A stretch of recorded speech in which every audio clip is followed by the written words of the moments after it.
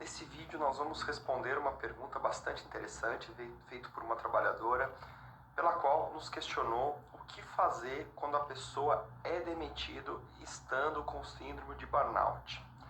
Antes de mais nada, apesar de a gente já ter vários vídeos aqui no nosso canal sobre esse importante tema, é relembrar o que é essa síndrome de burnout. Não falando em termos médicos, né, já que aqui é um canal que trata sobre assuntos jurídicos, a síndrome de burnout nada mais é do que uma patologia diagnosticada por psiquiatra, por psicólogo, pela qual também é conhecido como esgotamento profissional.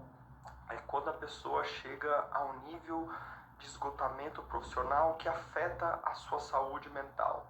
É uma doença que, conforme explicam os médicos relacionados à saúde mental, ela passa por várias etapas, né? várias características. A pessoa primeiro começa a trabalhar exaustivamente, depois ela começa a ter um problema com a autoestima, ou seja, somente o resultado do trabalho eleva ou diminui a sua autoestima. Depois ela passa para uma fase de que nada mais importa, tão somente o trabalho, então ele passa a ter sérios problemas de relacionamentos sociais e afetivos fora do trabalho, porque só o trabalho importa.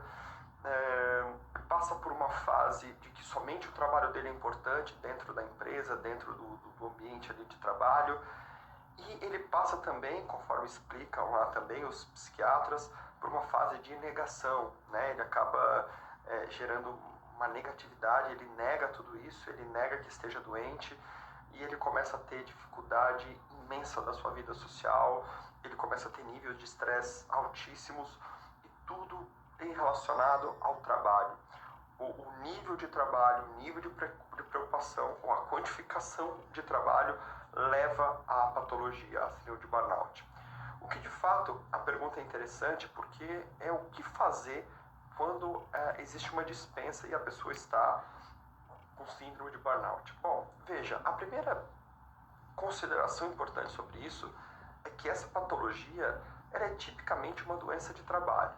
Então, ela sendo uma doença de trabalho, obviamente a empresa é responsável, existe um nexo de causalidade entre a sua existência e as atividades da pessoa na empresa.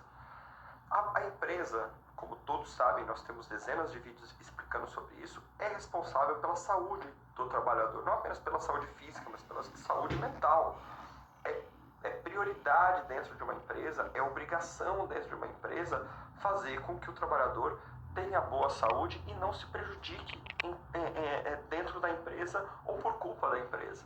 Então a empresa deve se manter diligente com relação ao excesso de trabalho, excesso de metas, excesso de preocupação e principalmente gerar uma corrente de apoio para essas pessoas que estão sofrendo com essa síndrome que infelizmente hoje não é comum.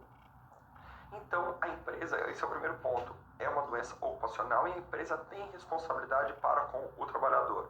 Então o trabalhador doente, já por essa lógica de se tratar de uma doença ocupacional, ele tem todos os direitos trabalhistas e indenizatórios relacionados a isso.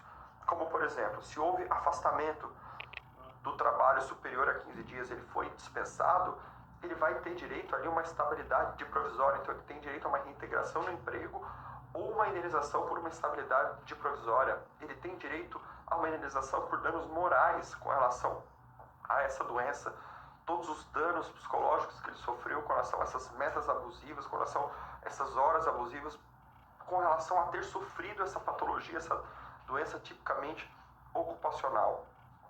E também ele pode ter direito aí a dano material, ou seja, o que ele perdeu, o que ele deixou de ganhar, pode até se pensar numa pensão. Se essa doença se estender por muitos anos, a gente não sabe efetivamente o tempo de cada pessoa no tratamento, na recuperação. Então, esses são aspectos importantes. Outro aspecto importante que essa doença pode gerar de direito e que tem sido muito comum, infelizmente, é com relação à dispensa discriminatória. Não tem sido incomum, infelizmente, trabalhadores nos questionarem o seguinte: olha, eu cheguei com um relatório médico, eu procurei o INSS, me afastou por alguns dias com doença psiquiátrica. E a empresa já com medo dessa síndrome de burnout, acaba dispensando o trabalhador antes mesmo de formar um diagnóstico. E aí isso chama-se dispensa discriminatória.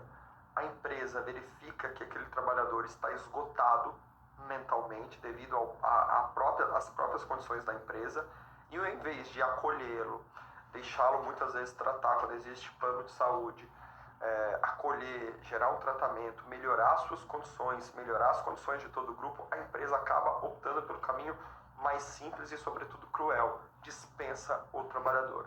Isso é conhecido como dispensa discriminatória e pode efetivamente, pode e deve gerar uma indenização por danos morais também por essa ótica. Obviamente que também existe toda uma questão previdenciária. A pessoa com essa síndrome, com essa patologia, ela pode efetivamente ser amparada pela Previdência Social com um auxílio-doença, por exemplo, enquanto ela estiver em tratamento, que hoje é conhecido como benefício por incapacidade temporária. Enquanto ela estiver em tratamento médico, obviamente que ela tem direito não só às questões trabalhistas, mas também às questões previdenciárias. A gente pede para que, se você quiser saber mais sobre esse importante e polêmico assunto, para que você se inscreva aqui no nosso canal do YouTube e também nos siga no Instagram, @saberalei. Também no nosso site nós temos muitos artigos sobre essa conexão entre síndrome de burnout e as consequências no âmbito do contrato de trabalho. Um forte abraço e até o próximo vídeo.